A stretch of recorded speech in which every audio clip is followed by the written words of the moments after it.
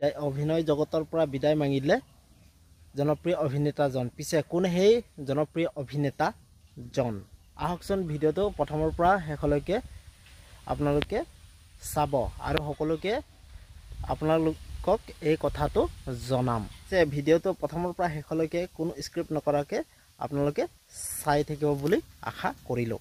নমস্কাৰ বন্ধু বান্ধৱীসকল, মোৰ চেনেললৈ স্বাগতম জনাইছোঁ মোৰ এটি অন্য এটা ভিডিঅ'লৈ। আশা কৰিছোঁ আপোনালোকে সকলোৱে ভালেই আছে। সৰুপৰ্দাৰ জনপ্ৰিয় অভিনেতা ৰূপম শৰ্মাই বিদায় মাগিলে অভিনয় জগতৰ পৰা। দেখিবলৈ নাপায় আৰু তেওঁৰ অভিনয়। বহু গীত আৰু অসমীয়া ধাৰাবাহিক ভ্ৰাম্যমাণ থিয়েটাৰত তেওঁ অভিনয় কৰিছিল। জনপ্ৰিয় অভিনেতা ৰূপম শৰ্মাই তেওঁ সামাজিক মাধ্যমত এটি পোষ্ট শ্বেয়াৰ কৰি লিখিছে যে বহুত ভাবিলোঁ আৰু শেষত ডিচিশ্যন ল'লোঁ। 21 বছৰৰ অভিনয় যাত্ৰা ইয়াতে সামৰণি মাৰিলোঁ আৰু লগতে গুৱাহাটীৰ পৰাও বিদায় মাগিলোঁ। অৰ্থাৎ কিয় অভিনয় জগতৰ পৰা বিদায় মাগিলে জনপ্ৰিয় অভিনেতা ৰূপম শৰ্মাই, সেয়া তেওঁ এতিয়ালৈকে কোনো তথ্য জনোৱা নাই।